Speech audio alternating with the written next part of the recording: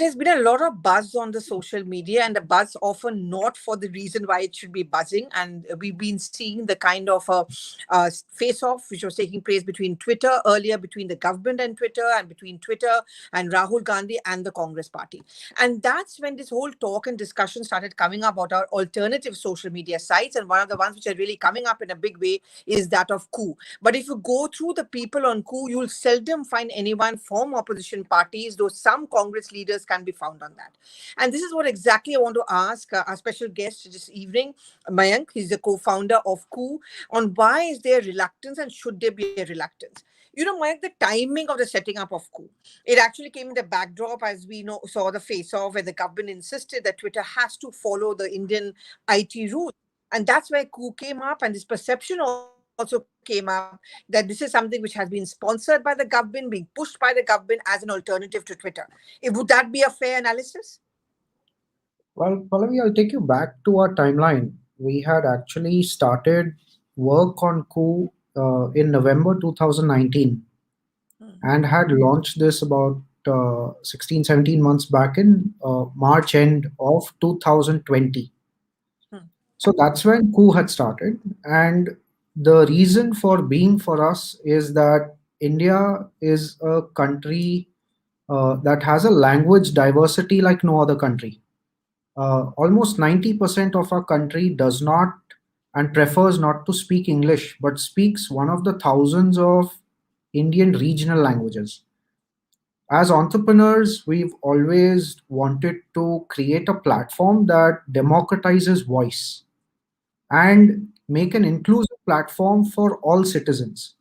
Because of this language diversity and because of the number of people that don't speak English, it's very important for a large inclusive platform to be language based and language first. That was the reason for our being.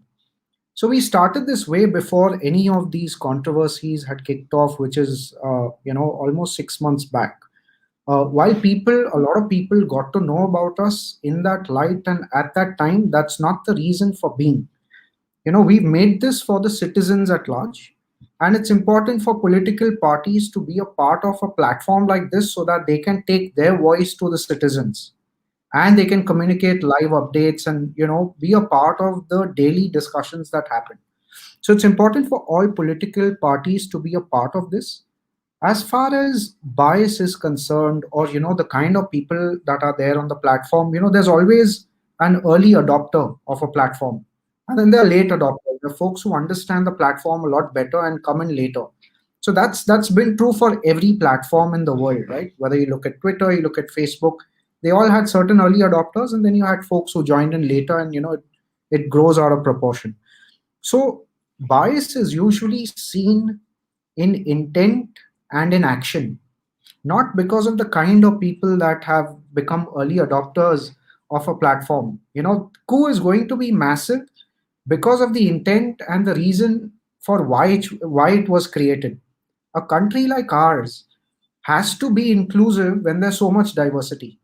That is exactly what the platform is trying to cover the gap on, right? So this is going to be massive. Every citizen will use this to connect with their favorite celebrities, to connect with each other, to share thoughts unfiltered. And it's important for all kinds of people to be here, especially political parties. And we invite everyone to be a part of this platform. We're entrepreneurs at the end of the day. We're doing this to create a very good, sustainable business that's good for the users, that's good for the citizens, that's good for prominent personalities of the country. And we invite everyone to be here. But Mike, I'm going to talk about the timing a little bit later than my next question to you. But even the Congress party is reluctant because, I do cover that party and I do try and reach out to many of them. They say it's a question of perception. We feel that Coup is something which is being used as a platform by the government as an alternative to Twitter, where they may not be comfortable on, or because they were having a brush in with Twitter at that point of time. Would you say that you would want, say, other opposition parties, including, say, a Rahul Gandhi or a Congress party, to actually use Twitter, use Coup and see it for themselves, that it's not really biased? It can be a platform for alternative political points of view as well? Absolutely. See, even today we have a lot of people from the opposition party, whether it's folks from Aam Aadmi Party, whether it is the BSP, the SP, the NCP, Shiv Sena. We have so many people. We have even senior Congress leaders like Ashok Gehlot. We have Kamal Nath. We have a lot of people who have joined recently from the Congress party. So we do have a representation. What you said is right. There is a certain perception, and that is something that everyone should walk out of and realize that this is a platform that is as inclusive could be, and has been made for all citizens. And it's very important for everyone to have a voice here. Whether you're a part of the ruling party or the opposition party, everyone wants to connect with citizens and take their live updates and thoughts to the citizens. It's important for everyone to be here. And if you see the lineup of people that we have, and you can see that in our feed on the product, everyone's represented there. But Rahul Gandhi not being on coup, or rather being reluctant to be on coup, would you try to use this platform to reach out to him and to other opposition parties that give us a try? I mean, definitely everyone should join this platform, and we'll be more than happy to have Rahul Gandhi join the platform. It's made for Indians, right? He's a very well recognized opposition party leader. We'll be more than happy to have him here. Absolutely. I'm just going to quickly go back to the timing we were talking about. I know you're saying that work began much, much earlier, but when Yeah. coup was kind of launched and you had a Russian on one government, ministers and ministries joining coup, there was this point which was perhaps trying to be made that, listen, we are not comfortable with Twitter. They're not following our rules.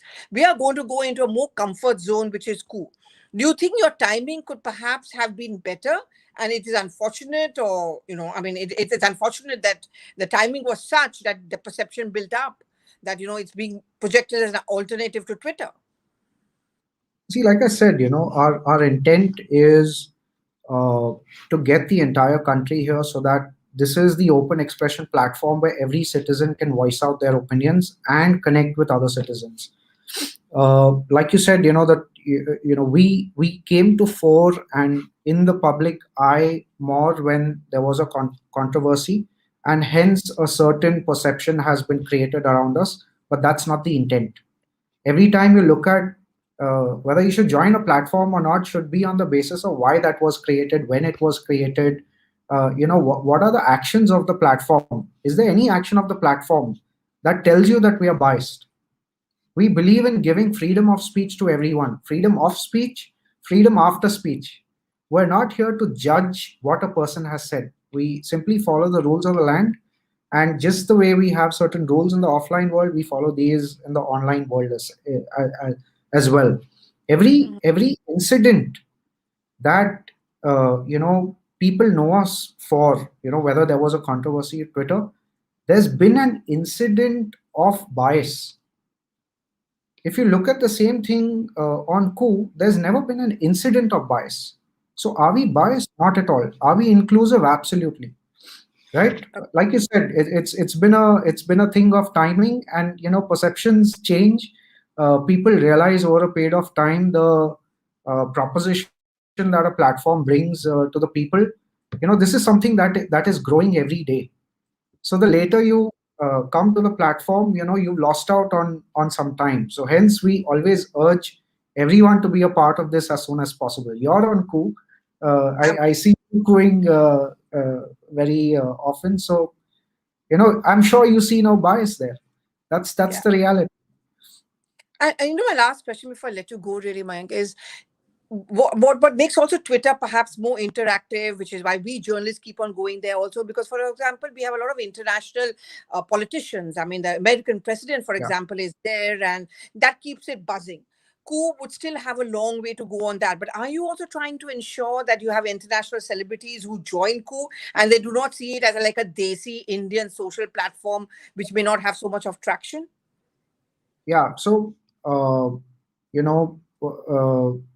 the intent of Coup is to be one of the flag bearers of taking Indian products to the world.